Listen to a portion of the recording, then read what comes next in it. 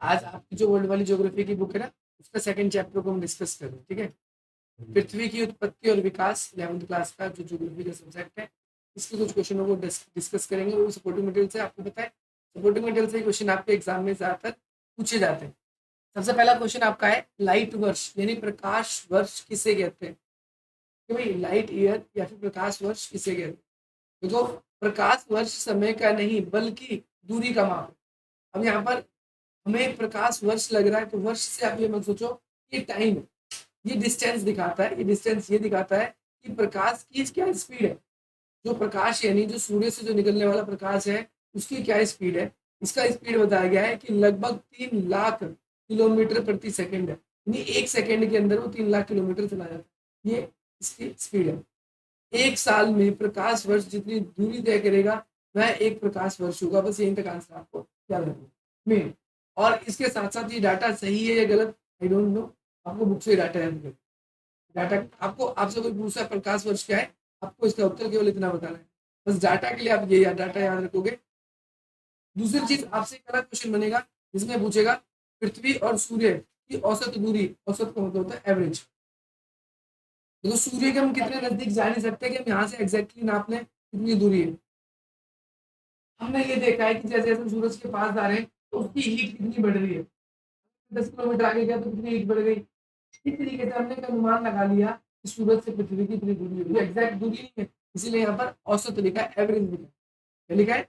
औसत या एवरेज लिखा है। 14 करोड़ 95 लाख और 98 हजार किलोमीटर है। और प्रकाश वर्ष के संदर्भ में यह दूरी 8 मिनट 8.311 मिनट का है, यानी 8 मिनट लगेंगे और 311 सेकंड लगेंगे। बोलोगे सेकंड तो हमने 60 ही सुना है। अब सेकंड की भी मेजरिंग देखोगे तो बहुत छोटा होता है। आप माप सकते हो इसको। तो सूर्य से पृथ्वी पर प्रकाश आने में कितना समय लगता है? लगभग 8.3 मिनट। तो कितने क्वेश्चन बन सकते हैं यहाँ से? 3। पहला, इसकी किलोमीटर की डिस्टेंस पूछ सकते हैं, आपको बुक से याद करना है, यहाँ से याद नहीं करना। दूसरी बात, आपसे पृथ्वी में आने में इसको कितना समय लगता है, कितनी डिस्टेंस बताई गई है आपने की, और प्रकाश वर्ष क्या है। ये तीनों चारों चीजें यहाँ पर, यहाँ से एमसीक्यू पेपर में कई बार बन जाता है, इसको याद करना है। अगला क्वेश्चन बताया गया है कि पृथ्वी पर वायुमंडल का विकास कैसे हुआ। वायुमंडल, पहली बात तो पता होना चाहिए है क्या। तो वायुमंडल पृथ्वी पर अलग अलग गैसों का एक परत है, अलग अलग गैसों की परत है। बताया गया है भाई पृथ्वी पर जो वायुमंडल है, इसका विकास 3 अवस्थाओं में हुआ। पहली अवस्था, दूसरी अवस्था, तीसरी अवस्था। पहली अवस्था में सौर पवन के कारण हाइड्रोजन और हीलियम गैस पृथ्वी से दूर हो गए। सौर पवन गैस सूर्य, देखो, सौर पवन के कारण, किस कारण? सौर पवन का मतलब हम कहेंगे कि सूर्य से जो प्रकाश आता है, तो उससे जो गैस रिलीज हुई प्रकाश की वजह से, कौन कौन सी गैस रिलीज हुई? एक हाइड्रोजन और दूसरी आपकी हीलियम। ये पृथ्वी से क्या हो गई? दूर हो गई। पहली अवस्था में तो ये काम हुआ। दूसरी अवस्था में क्या हुआ कि पृथ्वी ठंडी होकर, आपको पता है सूर्य का ही एक टुकड़ा है पृथ्वी, इससे टूट के अलग हो गया। तो क्या कहता है, दूसरी अवस्था में पृथ्वी के ठंडे होने के विभेद के दौरान पृथ्वी के अंदर बहुत सारी गैस जल वाष्प बनकर उड़ी। अब पृथ्वी का टुकड़ा सूरज से अलग होकर बाहर आया टूटकर। तो जब ये गर्म था, गर्म गैस का गोला था, और जब ये ठंडा हुआ तो जल वाष्प हुआ। ठंडा होने के बाद क्या हो गया? जल वाष्प। पहले एकदम गर्म था, पहले क्या था? एकदम गर्म था, तो जल का वाष्प बना। और उस वक्त जल वाष्प की वजह से कई गैसें निकली, तो nitrogen, carbon dioxide, methane, ammonium, ये गैसें निकली। किंतु स्वतंत्र ऑक्सीजन बहुत कम, उस समय ऑक्सीजन बहुत कम निकली। आपसे एमसीक्यू में यहाँ से आ सकता है क्वेश्चन कि जब वायुमंडल का उत्पन्न हो रहा था, तो उसकी दूसरी अवस्था में कौन सी गैस सबसे कम निकली? आप क्या बोल दोगे, कौन सी गैस सबसे कम निकली? Oxygen gas. तीसरी अवस्था में पृथ्वी पर लगातार ज्वालामुखी विस्फोट हो रहे थे, जिसके कारण वाष्प और गैस बढ़ी। वाष्प और गैस क्यों बढ़ी? कि जब ये ज्वालामुखी फटता है तो इसके अंदर से भी गैस निकलती है। और लावा जब निकला तो उस लावा से हीट और निकल गई, तो उससे जो है आपको पता है गर्मी जो होती है वो क्या बढ़ाता है? इवेपोरेशन बढ़ाता है, वाष्प बढ़ाता है। ये जल वाष्प संघनित होकर वर्षण के रूप में हो गया। ये जो वाष्प निकला, जो वाष्प हुआ, वो संघनन होने लग गया। क्या होने लगा? संघनन। संघनन का मतलब होता है कि बारिश के रूप में वो नीचे गिरा, जिससे महासागर बन गए। उनमें धीरे धीरे जीवन विकसित हो गया, पानी स्थायी रूप से हो गया, और इस तरीके से पृथ्वी पर ये अलग अलग मंडलों का निर्माण होता है। ठीक है भाई, तीनों अवस्था में। पहली अवस्था में दो गैसें निकली, ऑक्सीजन और हीलियम, सौर पवन के कारण। दूसरे गैस में जलवाष्प हुआ, जलवाष्प की वजह से आपके नाइट्रोजन, कार्बन डाइऑक्साइड आपके, और इसके बाद में और भी जो गैसें रिलीज हुई। इसके साथ साथ जो अवस्था है उसमें क्या हुआ कि ज्वालामुखी विस्फोट ज्यादा हुए। ज्वालामुखी जब ज्यादा विस्फोट हुए तो उसकी वजह से तीन चीजें हुई। पहली बात कि लावा वगैरह निकला, गैस निकली। दूसरी बात संघनन हुआ, और संघनन होने के बाद में वर्षा हुई, ज्यादा वर्षा हुई, इतनी वर्षा हुई कि बड़ी समुद्र बन गए, सागर बन गए, और इस तरीके से पृथ्वी या जीवन की शुरुआत हो जाती है। ठीक है।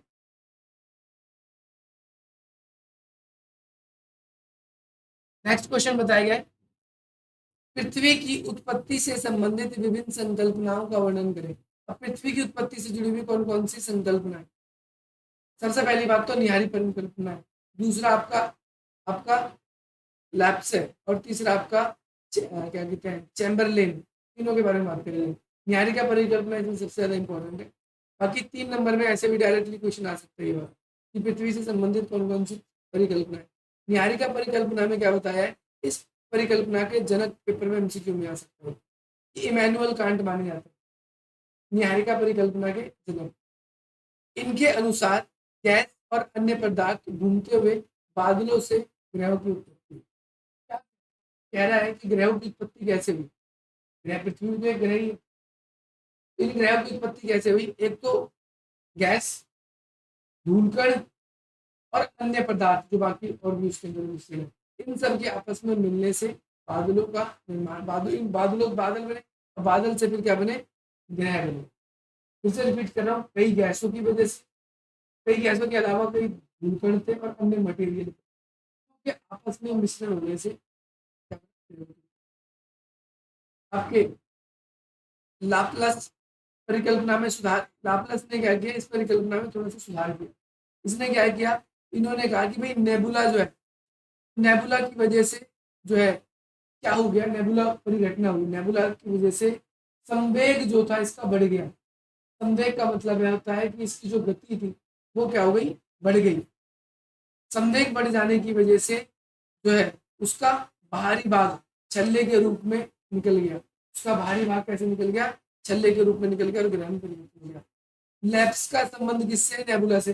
आपसे पेपर मैचिंग में भी आ जाएगा। जैसे इमैनुअल कांट लिख दिया, उसके सामने लिख देगा निहारी, इधर लिख देगा निहारी परिकल्पना, तो मैचिंग करनी है।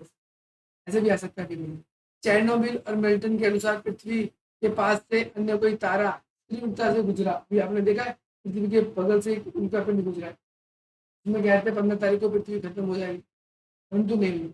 ऐसे ही सूर्य के बगल से एक बड़ा तारा गुजरा, उसकी वजह से क्या हुआ, तारे के गुजरने की वजह से इस तारे की ग्रेविटी ने इस सूर्य को भाग को खींच लिया, और उससे खींचने की वजह से क्या हो गया, टूट गया। यहाँ से ये तारा तो निकल गया, लेकिन ये क्या है कि क्योंकि इससे टूट के अलग हुए तो इसी की ग्रेविटी में धीरे धीरे घूमने लगे, और इस तरीके से ग्रहों का निर्माण।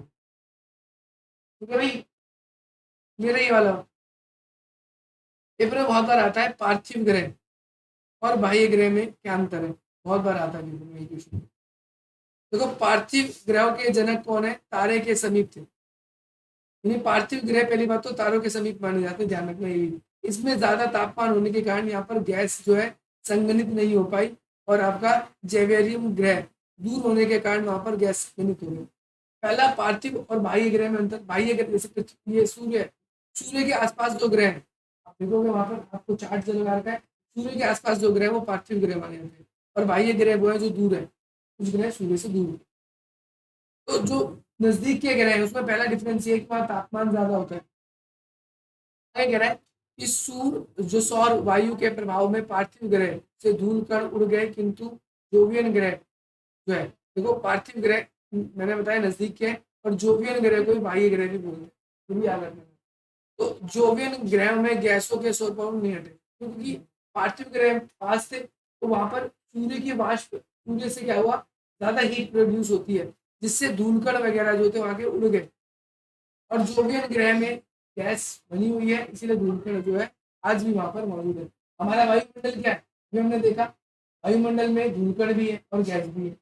क्यों है? क्योंकि यहाँ पर तापमान ज्यादा नहीं है। पार्थिव ग्रह छोटे हैं और इनमें गुरुत्वाकर्षण की जो शक्ति है वो भी कम है, और इन पर सूर्य के पवनों जो है कभी उस पर रुकती नहीं है। आप देखोगे आपको दिख जाएगा आगे के ग्रह छोटे छोटे से, इस पे पवन जो है वो रुकती नहीं है। जबकि जोवियन ग्रह जो है वो दूर है, उसके कारण से ये सौर के पवनों के प्रभाव से बचे रहे हैं और उनमें गैस रुकी रही है। कई गैस भी इनमें क्या है, रुकी हुई है। ग्रहों के निर्माण की कितनी अवस्थाएं, इसको बाद में डिस्कस करेंगे। स्थल मंडल के बारे में, जैसे वायुमंडल पढ़ा आपने, स्थल मंडल, स्थल मंडल वो जगह है जहां पर जीव जंतु निवास करते हैं, जीवों का निवास होता है, जीवों का निवास होता है। तो स्थल मंडल के विकास में विभेदन प्रक्रिया को बताइए। बताया गया है हल्की व भारी धातु वाली पदार्थ पृथक होने वाली प्रक्रिया को विभेदन कहा जाता है। देखो, हल्की और भारी पदार्थों के पृथक होने की प्रक्रिया को विभेदन कहा जाता है। आपसे विभेदन पूछे क्या है, तो विभेदन क्या है, हल्की व भारी पदार्थ वाली जो चीज है उसका अलग होना। हल्की चीज क्या है, गैस, भारी चीज क्या है, धूलकण, उन पदार्थों का अलग होना, ये क्या है, विभेदन। पृथ्वी की उत्पत्ति के दौरान अत्यधिक तापमान की वजह से पृथ्वी के पदार्थ द्रव्य में हो गए, जिसके फलस्वरूप हल्के व भारी तत्व का मिश्रण तैयार हो गया। जब सूर्य पृथ्वी से जब पृथ्वी जो है सूर्य से अलग होता है तो उसमें वो गर्म था, बिल्कुल एकदम गर्म गैस का गोला था वो।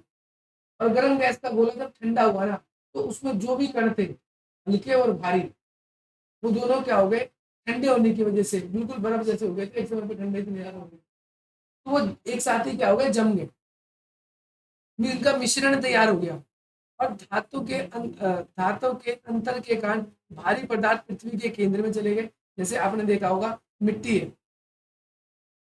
और एक तरफ खनिज है, खनिज का मतलब धातु वगैरह, तो धातु वगैरह धरती के अंदर से आज भी खोद के निकालना पड़ता है। क्यों? क्योंकि तत्व थे ये धरती के अंदर चले गए, और जो हल्के तत्व थे वो ऊपर ही रहे। सिंपल से, ठीक है?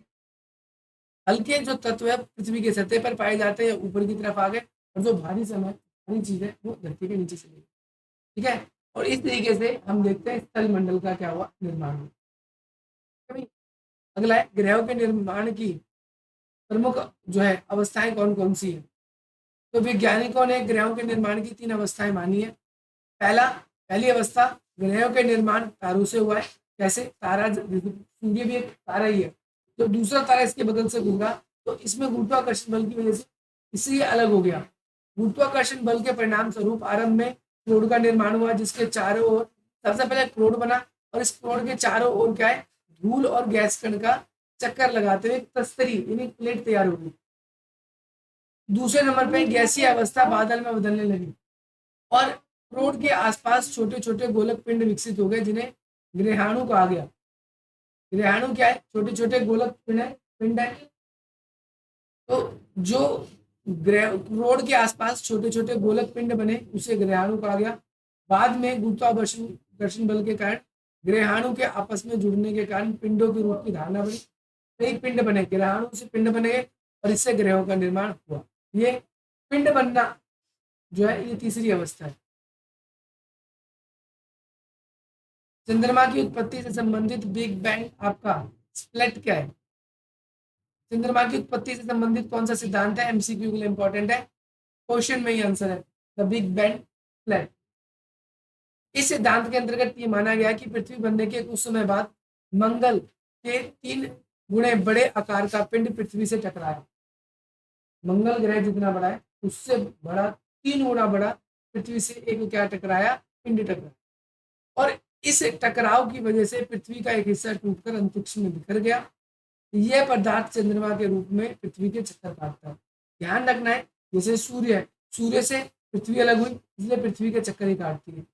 चांद जो है इससे अलग हुआ तो चांद इसके चक्कर, ये इसका उपग्रह है।